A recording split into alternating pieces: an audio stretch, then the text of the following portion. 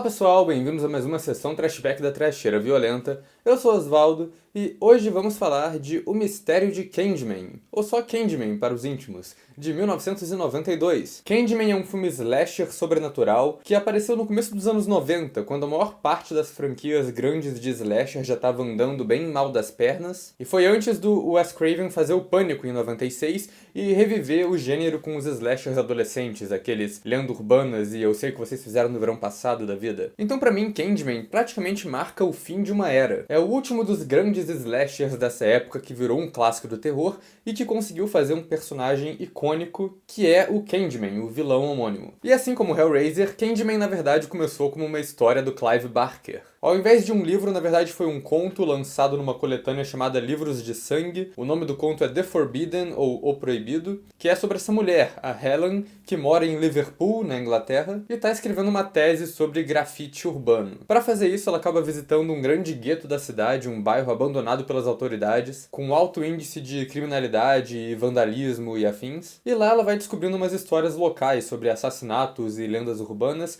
e enquanto ela vai investigando isso, ela desperta o interesse dessa entidade, que é o Candyman, que é uma lenda urbana que toma força quando as pessoas acreditam nela. Esse conto é bem legal e é bem curto até, e a adaptação para filme aconteceu quando Clive Barker encontrou o diretor Bernard Rose e o diretor pediu para ele para fazer uma adaptação do conto. O Barker concedeu os direitos e o Bernard Rose foi lá e escreveu o roteiro. E o que ele fez foi um trabalho de adaptação foda, que não só pegou muito bem o espírito do conto, como também expandiu em vários elementos dele e ressignificou muita coisa que estava ali. Ele tirou a história de Liverpool e fez ela se passar em Chicago, nos Estados Unidos, e lá ele descobriu esse bairro chamado Cabrini Green, que começou como um projeto de desenvolvimento social, de abrigo, mas foi largado às moscas pelas autoridades e virou um bairro controlado por gangues, e basicamente um retrato do que o conto representava. E essa transferência do local da história acabou dando um tom de crítica social mais forte pro filme, porque ele comenta sobre a segregação de classe e racial também que acontece na cidade. O Candyman acabou sendo interpretado pelo ícone do terror Tony Todd, e ele talvez seja o único assassino slasher negro do terror, ou se não for, ele pelo menos é o mais famoso, o mais icônico. E isso ficou tão marcante no personagem, tanto que o remake que vai sair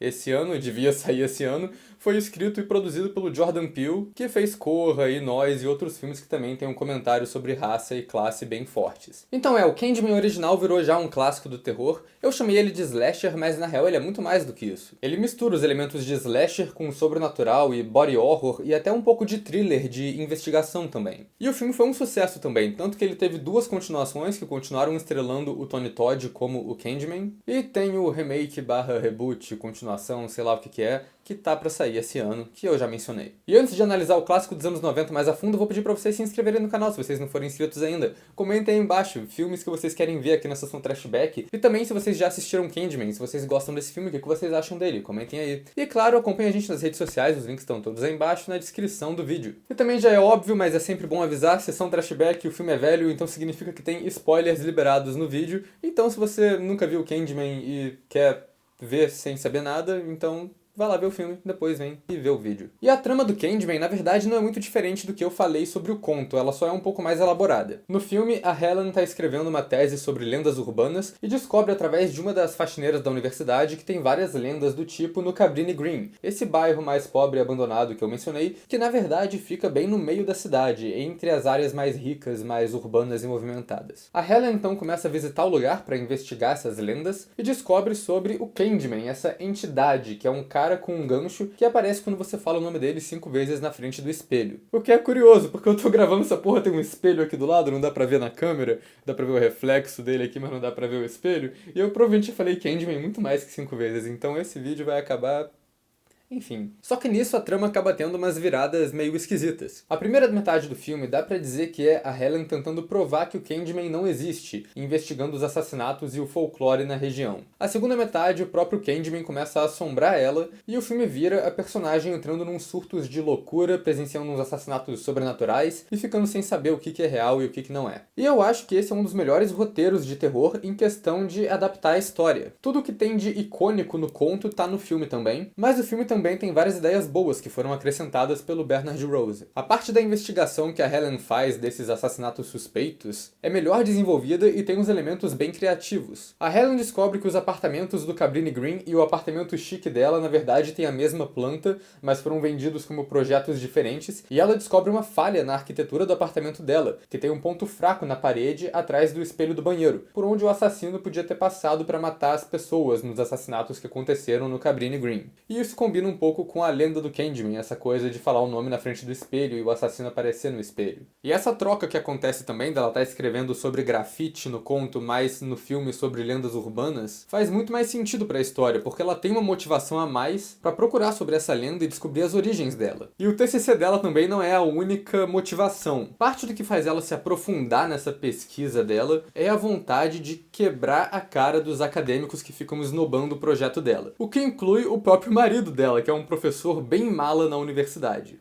O Trevor, que é o personagem do marido, é outro que tem um destaque maior no filme, apesar do propósito dele na trama ser mais ou menos o mesmo do que no conto. Tem uma subtrama rolando que ele tá tendo um caso com uma aluna mais jovem que é bem apresentada e desenvolvida aos poucos. Começa com uma interação suspeita na sala de aula, depois quando a Helen vai presa e precisa ligar pra ele, tem um plano mostrando que ele não tá em casa às 3 da manhã, e já fica implícito que ele tá com a aluna. E depois, quando a Helen é internada num hospital psiquiátrico, ele chuta o balde e leva a amante pra morar com ele. Que, aliás, é uma atriz bem ruinzinha, daquelas que você não sabe se tá rindo ou tá chorando. A personagem da Bernadette, uma mudança importante também. No conto ela é assistente de alguém e tem só uma meia dúzia de fala. No filme ela é amiga da Helen e ela é assassinada pelo Candyman, e isso desencadeia toda a trama no final, que a Helen vai presa pelo assassinato, e tem todo um ato extra que não existe no conto, que ela tem que escapar do hospital psiquiátrico, e eu acho que isso tudo acrescenta bastante pra história. Eu já mencionei isso também, mas outra mudança importante pra temática e pro comentário social do filme é mudar a história de Liverpool pra Chicago. O que acontece é que os assassinatos e as lendas urbanas do Cabrini Green nunca são investigadas. Ninguém nem vai nesse bairro, a única pessoa que parece se importar é a Helen mesmo. Mas no momento que ela é atacada lá, não só tem uma investigação, como o caso é solucionado bem rápido. E um dos próprios personagens coloca: as autoridades nunca ligam pra esse lugar, mas quando uma mulher branca é atacada, eles trancam tudo pra investigar. Mas acho que além dessa frase, nunca fica tão explícito o comentário que eles querem passar ali. Ele vem mais só de mostrar a situação precária do bairro mesmo, que tem bastante destaque na primeira metade do filme.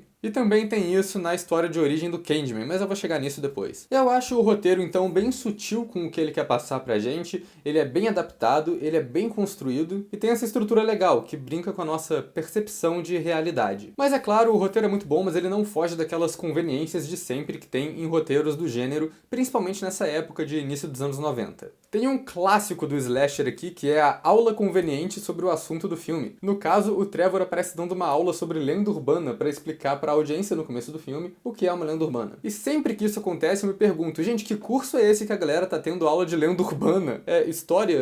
É antropologia? Psicologia? Ciências sociais? Alguém me avisa, por favor. Tem professor enredo, porque é claro que tem, e nesse caso ele é literalmente um professor. Ele é aquele cara mala de mullet que explica a origem do Candyman no restaurante lá pra Helen. E também tem aquela clássica cena de CSI, que a protagonista tira uma foto cagada, e aí ela mete a foto num projetor, mexe um pouquinho na lente, nas configurações de foco, melhora magicamente a resolução da parada e dá pra ver o Candyman agora. E essa foto nem é tão relevante pra trama assim, é mais pra mostrar a presença do Candyman ali e marca esse ponto de virada da protagonista que ela começa a acreditar de verdade no Candyman. E essa virada na trama, quando vai de investigação pra sobrenatural, também é acompanhada de uma mudança na montagem do filme que fica muito mais confusa, mas é propositalmente confusa. É a percepção da protagonista, né? Então a passagem de tempo de uma cena pra outra não fica clara. Ela passa a perder tempo, do nada ela acorda num apartamento do outro lado da cidade, cheio de sangue, e nem ela nem a gente sabe como isso aconteceu. E a direção do Bernard Rose nisso tudo é bem tensa. Ele faz uns truques de assombrações legais. Eu gosto do plano de teletransporte injusto que acontece no apartamento. O Candyman ataca ela pelo espelho do banheiro,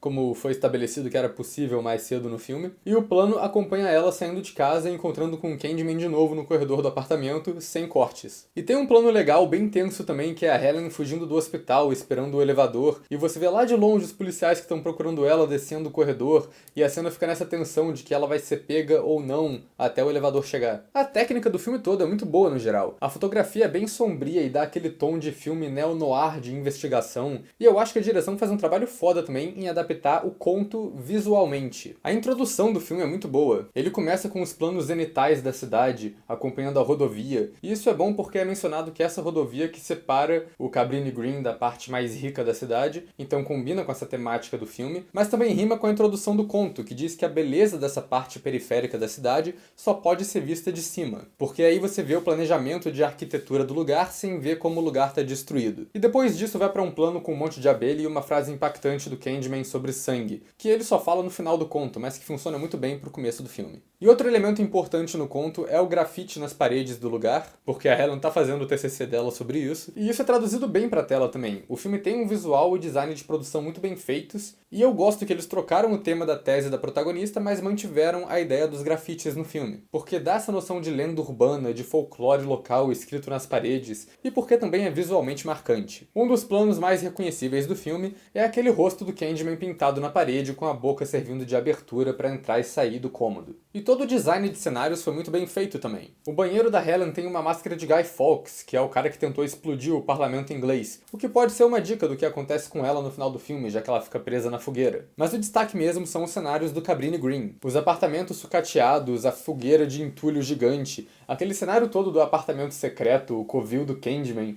que tem a história dele representada em um mural na parede. Tudo isso é bem macabro, bonito e misterioso na medida certa. E o interessante dessas cenas é que com a mudança de ambiente, um novo elemento que tem na trama são as gangues de rua, que tem até uma parada de design legal ali, que eles usam todos a mesma paleta de cor no figurino. E na real isso talvez nem tenha sido a produção do filme, porque pelo que eu li eles realmente gravaram algumas cenas externas no Cabrini Green de verdade, e o lugar era tão barra pesada que eles tiveram que fazer uns acordos com as gangues locais pra gravar lá, e alguns dos membros de gangue que aparecem no filme são realmente membros de gangue do lugar. E eu li numa entrevista que, com o sucesso desse filme, o Tony Todd ficou bem conhecido nessas comunidades, e ele usa essa influência dele para fazer projetos sociais e ajudar essas pessoas que moram em periferias.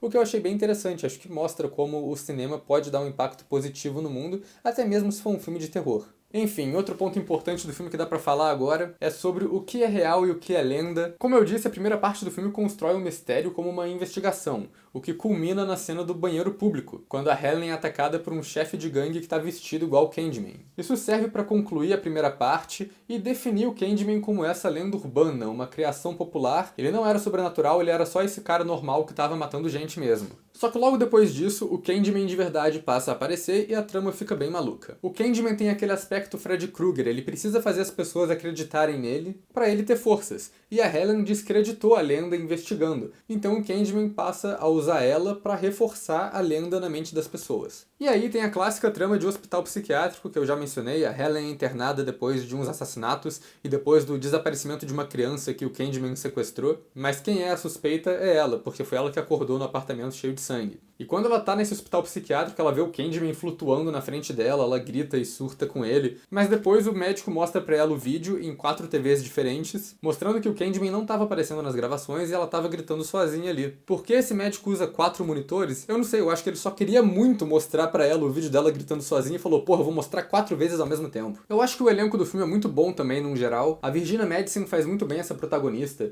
e ela tem um traço de semelhança com a Gillian Anderson, o que faz com que ela fique parecendo um tipo de agente Scully do Arquivo X investigando essa situação. E o filme também tem uma participação do Ted Raimi no começo. Ele é figurinha marcada de filme de terror e ele interpreta um adolescente de 30 anos no começo da história em uma cena do Candyman aparecendo no espelho do banheiro. Mas claro que a estrela do filme de verdade é o Tony Todd interpretando o Candyman. Ele manda muito bem e ele fala tudo de um jeito meio poético e sereno, porque o Candyman tem essa história de origem que ele era um artista antes dele ser assassinado. E o que eu acho legal aqui é que, ao contrário de outros vilões icônicos do terror, parece que o Tony Todd contribuiu bastante para a formação do personagem do Candyman, que ele ajudou não só a decidir a história de origem do personagem, que não tem no conto, e que faz bastante sentido até se você parar pra pensar que o Tony Todd tem esse passado acadêmico e de artista também, igual o Candyman, então talvez ele tenha colocado um pouco dele no personagem, e ele também ajudou a decidir o visual icônico, com o roupão e o gancho na mão. E a história de origem dele acaba sendo também um comentário social, um comentário racial. Ele era um pintor, filho de um ex-escravo, que se apaixonou por uma moça branca e por causa disso ele foi caçado e executado pela família dela, que encheu ele de mel e deixou ele ser picado até a morte por abelhas. E por isso que ele e todo o filme tem essa conexão com o mel e com abelhas, que são parte recorrente do visual dele, e talvez seja por isso que ele seja conhecido como Candyman também, né, o Homem do Doce. E todas essas cenas com abelhas foram gravadas com abelhas reais no corpo dos atores, incluindo a cena do beijo com a abelha que acontece entre os dois principais. Reza a lenda que o Tony Todd negociou que ele ia receber $1.000 a mais de cachê por cada picada de abelha que ele recebeu. E ele foi picado 23 vezes durante a produção, então ele se saiu bem no final das contas. E eu vou aproveitar essa deixa das abelhas para falar dos efeitos no geral também. Porque, como esperado do Clive Barker, esse filme tem bastante body horror. O personagem do Candyman tem aquela mão decepada que se mistura no gancho e tem aquele torso decomposto cheio de abelha. São efeitos bem impactantes. E o resto do filme, tirando o personagem, tem efeitos bons também. Tem aquele olho inchado da protagonista, que é uma maquiagem bem convincente, e tem as cenas de morte com efeitos de sangue, muitos efeitos de sangue. Voltando à ambiguidade do que é real e o que é lenda, tem também a reviravolta final do filme. A Helen descobre que ela é uma reencarnação da moça pela qual Candyman se apaixonou, e aí entra aquela frase de efeito: "Sempre foi você, Helen". E eu gosto dessa frase no final porque ela pode ser interpretada de duas maneiras. Sempre foi ela, do tipo, ela foi a mulher da história o tempo todo e ela estava destinada a encontrar com o Candyman outra vez. Ou sempre foi ela era o assassino o tempo todo. Ela mesma escondeu o bebê na fogueira, matou a amiga, ela matou o médico e fugiu do hospital. É claro que tem algumas partes que o Candyman influencia a trama diretamente, mas dá pra interpretar tudo como se fosse ela fazendo. É uma trama que dá pra ser toda justificada sem a presença do Candyman também. E voltando na direção, o Bernard Rose aborda muito bem essa presença ambígua do Candyman. A primeira cena que ele aparece é bem evasiva, demora pra mostrar ele de perto, e a presença dele ali é bem sobrenatural. Os passos dele não fazem som. Quando ele fala com a Helen, a boca dele não mexe, é uma coisa meio telepata. E a própria atuação da Virginia Madsen parece que ela tá em um transe. O que eu li que talvez fosse um transe de verdade, porque o diretor tava fazendo um lance que ele hipnotizava ela para essas cenas para dar esse efeito. O que é um pouco esquisito, mas parece que foi o que eles fizeram. A motivação do Candyman é muito bem estabelecida também. É o lance freudiano que eu tinha falado. Ele ganha a força dele da lenda urbana e ele tem que manter a lenda viva. E ele quer fazer isso matando a Helen, mas para isso ele tenta seduzir ela, pedindo para ela ser a vítima dele e ser marcada na imortalidade da lenda urbana também. E no final rola uma coisa meio cenobita, meio Hellraiser, quando a Helen morre na fogueira e ela também é transformada em uma lenda urbana de fato e ganha força com isso. Vira quase um tipo de ritual, com o pessoal todo do Cabrini Green chegando no funeral e jogando gancho no caixão dela. É um rito de passagem, ela virou o novo Candyman. E o Trevor, o marido babaca, invoca ela no final do filme falando o nome dela 5 vezes na frente do espelho e ela mata ele para manter a lenda viva. Aliás, esse aspecto do espelho do banheiro eu acho que é o que faz menos sentido no roteiro, e parece que foi adicionado por causa dessa febre de lenda urbana que tava rolando nos anos 90, aparentemente. É aquela lógica da loura do banheiro. Você fala o nome do Candyman 5 vezes na frente do espelho e ele te mata. Tirando quando ele não te mata, porque ele nem sempre faz isso no filme. Na verdade, a motivação dele pra atacar a Helen é muito mais aquela conexão que eles têm de reencarnação e o lance de manter a lenda viva do que, pô, tu me chamou no espelho, cara. E também não fica muito claro o que conta como 5 vezes exatamente. No começo do filme, Ted Raimi fala Candyman 4 vezes, e a mina que tava com ele fala a quinta, e o Candyman mata ela. Mas isso conta se as pessoas falarem separado? O Ted Raimi fez 80% do trabalho em invocar o Candyman ali, por que ele matou só a mina que fez 20%? E é problemático também, porque se for considerar isso, mais tarde no filme, a protagonista e a amiga dela falam juntas. A protagonista termina a 5 e a amiga dela só fala 4. Então isso conta como 9? Vai ver que é por isso que o Candyman não mata ninguém ali na hora, porque ele só trabalha com múltiplos de 5? E o foda é que isso acaba fadando o filme também a usar o velho e batido jumpscare do espelho do banheiro. Mas pelo menos aqui ele faz todo sentido com a trama e é justificada a presença dele. O mesmo acontece com as imagens, os JPEGs da morte, aquelas fotos que ficam piscando na tela quando a protagonista lembra delas. E eu nem sei se elas são consideradas um susto, elas não têm um barulho tão alto assim quando aparecem. E elas fazem sentido com a trama, as fotos que a Helen tira são uma parte importante da pesquisa dela, então isso é bem feito também. Pra terminar aqui, eu só vou comentar que a trilha sonora desse filme é muito icônica também. Ela foi feita pelo compositor Philip Glass. Ela tem um tema principal de piano que é bem reconhecível e umas faixas bem macabras com uns coros bem esquisitas. É uma trilha sonora muito boa. E é isso que é Candyman. Um filme bem criativo, um clássico do terror e é uma rara adaptação que consegue ser melhor e mais desenvolvida do que o material de origem. É claro que é uma recomendação geral, que se você não assistiu o filme ainda, vá assistir o filme. E eu já fiz tanta sessão trashback que eu ainda não sei muito bem como terminar esses vídeos. Então acho que ele só vai acabar mesmo e é isso daí.